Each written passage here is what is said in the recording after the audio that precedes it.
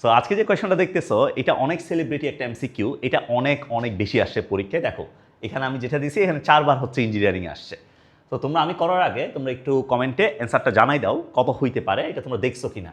ঠিক আছে, আমি আগে অ্যান্সারটা বলে দিই। √i প্লাস √i, এটার অ্যান্সারটা হচ্ছে +-√2, +-√2। তো অনেকে জানতে চাও ভাই এটা কেমনে হয়েছে, +-√2 এটা কেমনে হয়েছে। দেখো তো আমাকে এটার মানটা বের করতে বলছে না, এই যে √i প্লাস √i, এটার মানটা বের করতে বলছে। তাহলে আমি এটা ইকুয়ালস টু ধরো এক্স ধরে নিলাম।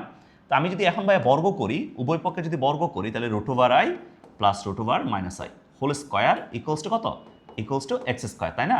তো এখান থেকে যদি a plus b whole square যদি মারি, তাহলে √i whole square plus 2 into √i into √i plus √i whole square equals to কত, এক্স স্কোয়ার। এটা লেখা যাবে না ভাইয়া?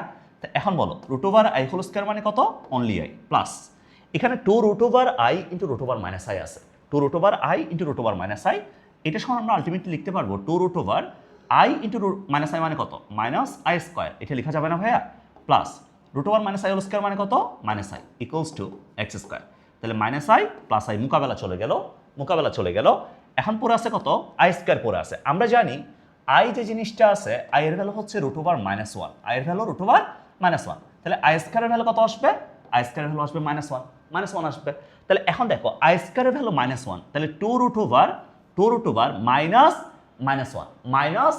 তাহলে কত হবে, +1 হবে ইকুয়ালস টু এক্স স্কোয়ার। তাহলে 2√1 মানে কত আসবে, 2√1 মানে এখান থেকে আসবে এক্স স্কোয়ার ইকুয়ালস টু 2, যেখান থেকে আমরা এক্স ইকুয়ালস টু লিখতে পারবো +-√2। তাহলে এক্স ইকুয়ালস টু +-√2 হবে। যেহেতু এখানে হচ্ছে আমাকে প্লাস মাইনাস দেয় নাই, তাহলে আমাদের অ্যান্সার কোনটা, অ্যান্সার হচ্ছে √2। কথা বুঝতে পারছো, কথা বোঝা গেছে? ওকে ঠিক আছে। সো এটা অনেক সেলিব্রিটি একটা এমসিকিউ, একটু ভালো মতো দেখিও, না বুঝতে কমেন্ট করে জানাইও। ঠিক আছে, সবাই ভালো থাকো, আজকে পর্যন্ত, আল্লাহ হাফেজ।